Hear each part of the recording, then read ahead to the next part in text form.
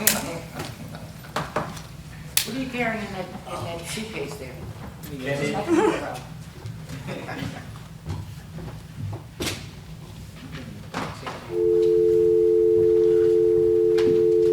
Yeah, Miss Renee's sick, also she's gonna phone in. Oh, okay. The papers for me to sign.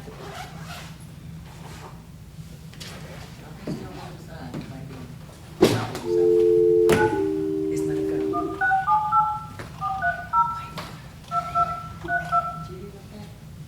Is Renee calling in?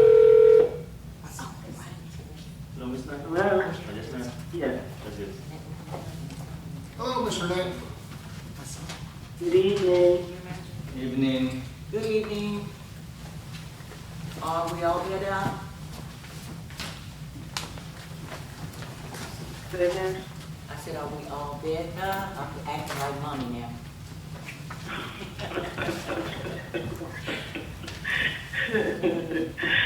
Yeah. All right, we're gonna, everybody ready? We'll start the work session for the June 22nd, or 27th, I'm sorry, 2023 City of Morrow City Council meeting.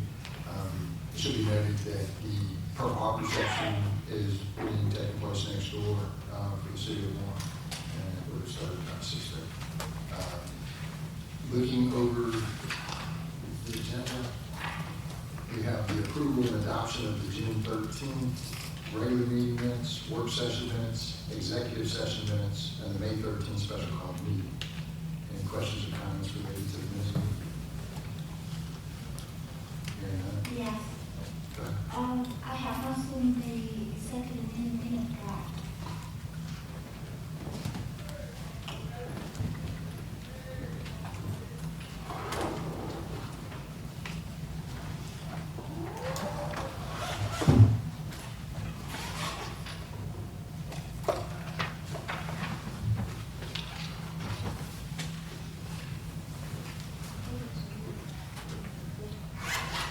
Anybody else? Hearing none, we'll go on. Proclamation recognizing the First Baptist Church of Morrow in the 125th anniversary. So and I believe they have a little ceremony this weekend. So we're definitely thankful for the First Baptist Church. One of our oldest churches, but I think Methodist churches right up there too are pretty close, right? Yeah, you need to get a copy of that program. It's got all the old churches. One of them is just like boards. Proclamation, as we read earlier today, basically declaring the City of Morrow Purple Heart community. As I said, there's a number of Purple Heart recipients right next door. Morrow Police Department, Officer Dudley, promotion to the rank of sergeant. And then we have 3 ordinances that are all, all 3 ordinances, and this is all the second reading for all of them. So the first one is related to zoning. The second one is related to the adoption of the budget. The third one is related to the section of the retirement plan and moving the retirement plan back to GMA. You've had all of those 3 before. Are there any questions related to those documents? Mr. Chair, you had a question earlier, if you don't mind, on the zoning, and just to recap that. It's just, we're coming into compliance with the state law. The state law, the Senate bill passed up there that, or House bill rather actually passed, that puts us out of compliance with the state law, the way they've made some changes. The main changes we did in ours, there are a couple strike throughs that are in the packet, but the main thing was, we used to be able to do an administrative variance where we didn't have to have a public hearing and do that. If it was just a minor variance that we could approve. That now requires us to have a public hearing that we have to publish and do it, so there's no point doing it. So we just did away with the administrative hearing, and then we'll just go along the lines of all the rest of the hearings. It'll just be a formalized hearing. So that's the only major change in that. Questions? Anyone? See, now I told Ms. Dorothy I can't find my notes. Here we go. I was hoping that you could draw my memory. I saw something in the packet here about multifamily something or other On the zoning? Yeah. And it might be old language that I was.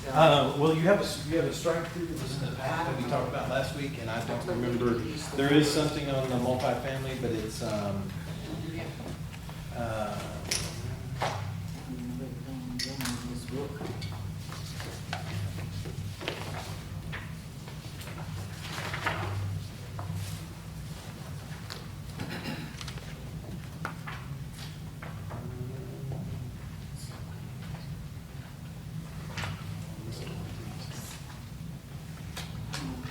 While the city manager was looking at that, there was, between the last public hearing on the budget and the current session, there was one amendment that is being made. And the amendment, do you have it, Craig? I do. The amendments, and it's in the packet. It is just budgets are moving targets, as everyone knows. It's done a budget. We go through and we try and keep them as up to date as we can. They have variances and different things in them. And this one is, there's a letter written out. We finalized our health insurance costs, which the best negotiated price we could get, unfortunately, was around a 40% increase. So that's been, we only figured in for about a 12.5, which we encountered last year. This one is a 40% increase, so we adjusted on that. And in doing so, we adjusted down some other line items. We put an addendum into the packet with those items there that we did some increases on. A majority of them were decreases. Nothing out of line or anything. Most of them were related to health. The dental and everything pretty much stayed the same, so we adjusted some of those. We thought there might be an increase on those. There wasn't, fortunately. But you'll see the adjustments there. And then we made, to balance out the sheets as we have to do for the budget, we pulled from the ARPA fund to balance those out. And I think there was a miscalculation in the fire department. That is correct. There was a miscalculation in the fire department's submitted budget, so we noticed that. We got with the chief, corrected that, so there's a slight increase in that. Easy.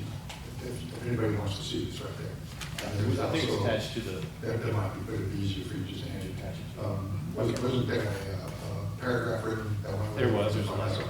And it's a quick read, so if any of the council members wants to read that real fast, but you can do the math, that's fine. you want me to read it? You can just hand it to them if they want to. It's all in the packet. I'm pretty sure they have it. I know that. Here's my packet. Okay, I just want you to know, I'm probably not gonna look for it. Okay. Miss Dorothy, did you find the location of this?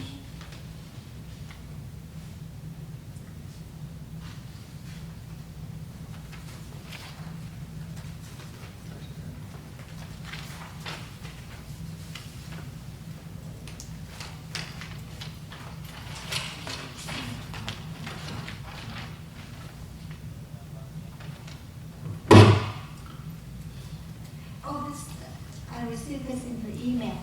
Thank you. No other comments or questions? I'll tell I'm you trying what. to answer Miss Dorothy's. You can answer Ms. Dorothy's question whenever you get a chance. Well, you're gonna pass it later, I guess maybe she should actually have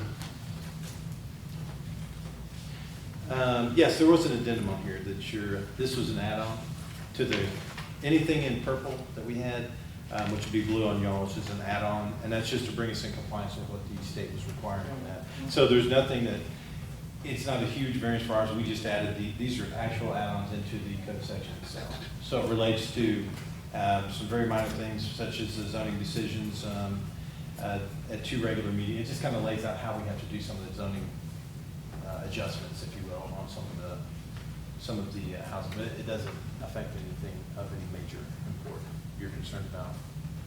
That's what. And one of the things to remember is, Okay. No, it doesn't do that. you know, the argument is that the government should work to make things easier for you. In this particular case, they're not. You know, they're just basically, it's state law, and we don't have to like it, but it just simply says that you're gonna be holding public hearings and zoning hearings, and then eventually you gotta come back to the city council. So you'll go to the planning and zoning board, you'll get recommendations, then it goes back to your city council, and then you got final decision. Definitely, does not make it easy.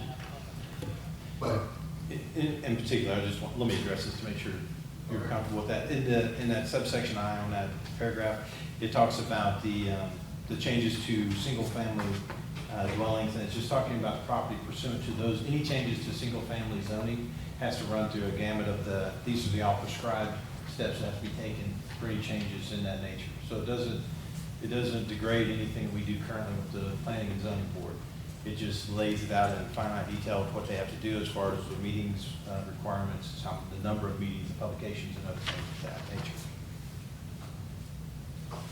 All good? Mr. Renee, got any comments? No, I see that it summarizes a lot of notices and requirements for postings and meetings, so I saw the change that Ms. Dean was referring to. And there's a copy on the back table if you want to read it. Being we still have some guests right next door, I'm going to recommend that we adjourn until 7:30. Go enjoy our friends that we have next door, and get your cup of coffee, talk to some veterans, and we'll be back at 7:30.